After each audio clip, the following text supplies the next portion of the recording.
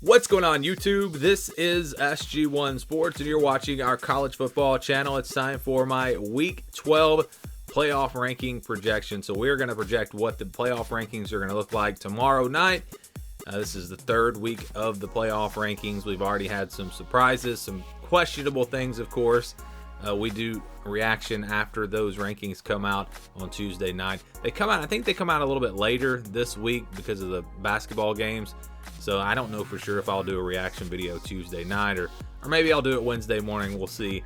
But anyways, let's get to the projections here. And we're going to start at the bottom. So this is, if you've watched my first two projection videos, I've been very accurate from like 10 to 20. That's been the spot where, again, I've pretty much been on the money.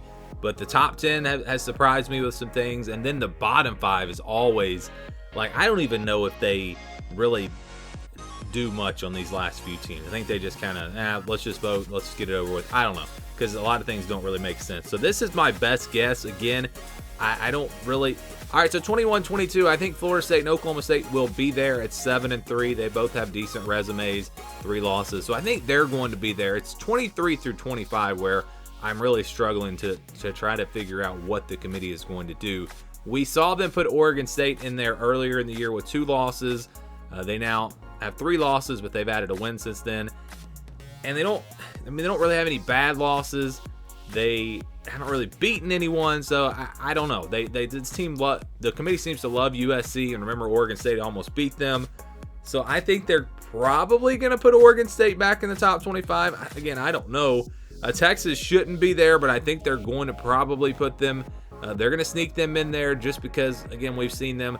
They were the 3-loss team that they loved, and I think they're going to be the 4-loss team that they love. It's just the committee loves Texas for whatever reason. And then there's NC State. They just had a bad loss, but they're 7-3. They've got some okay wins on the resume, and so this is a tough one for me. Trying to figure this one out. I just don't know what the committee is going to do. I really don't. NC State does have a win over Florida State, a win over Wake Forest, so I think they're probably there, even though they do have a bad loss to Boston College. It's just, again, it's tough. Oregon State, they have no quality wins, like I said. And then you look at Texas. I mean, they have a win over Kansas State. That's a nice win. But other than that, they really haven't done anything. They almost beat Alabama. I don't know what the committee's going to do. There's really not 25 teams. I'm going to show you what I think the rankings should look like here in a second. I've actually got Coastal Carolina sneaking in there. They've only got 1 loss. I know they really don't have a great resume, but if you've made it this far with just 1 loss, that's saying something. Other teams, Illinois, they've got 3 losses. They've got some bad losses in there. They do have a win over Minnesota and a win over Iowa. So the wins are not bad, but the losses are just terrible for Illinois. Lost again this weekend. You look at Duke and Minnesota, they have 3 losses, but they have not beaten anyone. Cincinnati with 2 losses, they haven't beaten anyone. They lost to UCF and then, of course, Arkansas. So I don't know who those final teams are going to be. This is just my best guess. They may come up with some random team that I haven't even thought. I don't know. Maybe they put some 4-loss teams in here.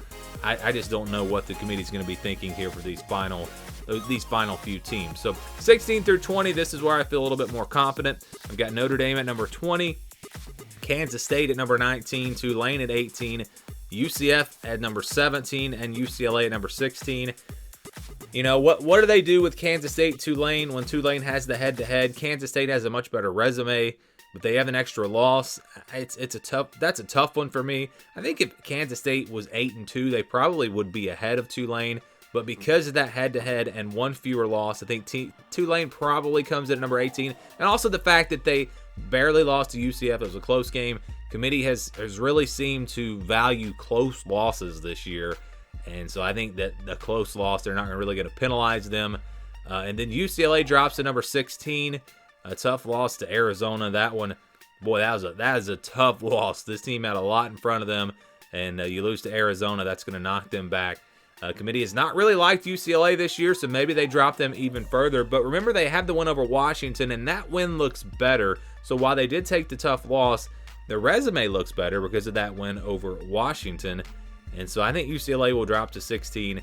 And again, UCF, Tulane, Kansas State, Notre Dame, Navy, not an overly impressive win. I don't really see them moving much in this week's rankings. Also, it hurts them to see Syracuse lose again. That hurts the resume a little bit. But remember, they have wins over North Carolina, and then Clemson. 2 one-loss teams. So they still got those really good wins. It's the bad losses, I think, that are keeping Notre Dame from getting up a little bit higher. If you had those wins and Notre Dame's losses came to, of course, Ohio State's a good loss, but if their other 2 losses came to, let's say, top 25 teams, Notre Dame would probably be close to the top 10. Think about that, just because of their wins. But because of those bad losses, they're at number 20. All right, 11 through 15. I've got Oregon dropping to 15. So it's really intriguing to me to see what they're going to do with Washington, Oregon, and UCLA. Oregon has the head-to-head over UCLA. Washington has the head-to-head over Oregon. That's why I've got them in this order. Washington, Oregon, UCLA. UCLA, though, has a bad loss, and Washington has a bad loss. Remember, Washington lost to Arizona State. So because of that, and because of Oregon losing to Georgia and then Washington, they have much better losses. I could see Oregon being ahead of Washington and UCLA. But because of what we've kind of noticed with this committee, they really look at what's happened lately. I think because Washington just beat Oregon, they're going to put them ahead of Oregon. But I wouldn't be surprised if Oregon is up higher. Again, the committee has seemed to really give teams a lot of credit for losses to good teams. Like, look at Alabama, how high they've had them because they lost close games to good teams. Oregon, if Bo Nix hadn't gotten hurt at the end of that game, maybe they win this game. So Oregon is intriguing to me. I could see them a lot higher, maybe up at number 10. Again, I just don't really know what the committee is going to be thinking here. It's been so tough to figure them out this year because they've been so inconsistent. But I'm gonna kind of go back to the head-to-head. Washington beat Oregon. Oregon beat UCLA. That's why I've got them at 14, 15, and 16. Penn State was impressive. Again, you talk about losses to good teams. The only losses coming to Ohio State and Michigan, 2 undefeated teams. They don't really have any great wins on the resume. That hurts them. But again, you look at, they've taken care of business in every other game. I've got them up to number 13. Utah at number 12. I believe this was the order of these 3 teams last week. Ole Miss was ahead of Utah. Utah ahead of Penn State. And, Alabama, I think, is going to get credit for almost beating Alabama. Had a chance late in that game. So I think Ole Miss really will not drop. I think they will still stay ahead of Utah and Penn State. And so that's kind of how I've got it playing out. Again, the only thing that I think could be different here is possibly Oregon jumping up maybe to like 11 if they really, give them a lot of credit for losing to good teams versus Washington and UCLA having bad losses. But like I said, the inconsistency with this committee, you never know what you're going to get. All right, 6 through 10, I think, feel pretty good about the top 10 this week. Again, we've had some surprises each week in the top 10. I feel pretty confident that this is what at least the top 9 is going to look like. I don't know if they're going to be ready to put North Carolina all the way up to number 10, but they did just beat a pretty good Wake Forest team. They've only got 1 loss. They got a great offense. Again, 9-1 at this point is impressive in the Power 5, and I think North Carolina will get some credit for that. I think the Wake Forest win will be enough to get them up to number 10. We'll see. Will they still be behind some of those 2-loss teams? That'll be the question. But top 9, I think everyone agrees with this. Clemson at number 9, Alabama at number 8, USC at number 7, and LSU at number 6. Talked about Clemson's playoff chances.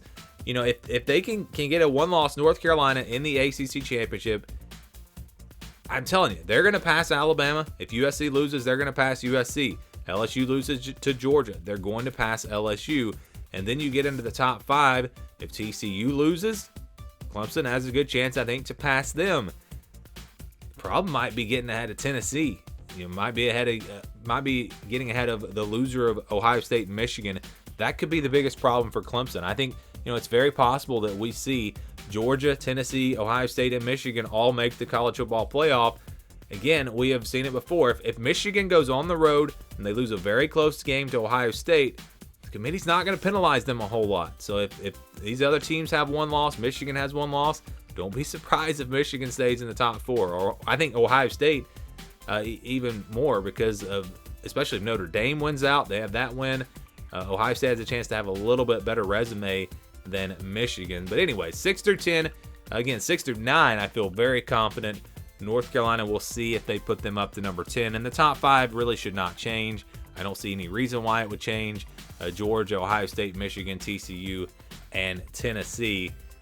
Tennessee looked really impressive, but TCU, they beat a ranked team, a top 25 Texas team. So I don't really see Tennessee passing TCU. Now, if TCU loses a game, then Tennessee jumps up to number 4, and I don't know if TCU is going to pass them back. So that's why I still think TCU might have to win out, although the loser of Ohio State and Michigan, they would then drop behind TCU. But if TCU wins out, they go undefeated, don't worry. They will be in the college football playoffs. So this is how I think the committee should have ranked these teams if they were going by the criteria that they give us, that they're supposed to go by. This is what the top 25 would look like.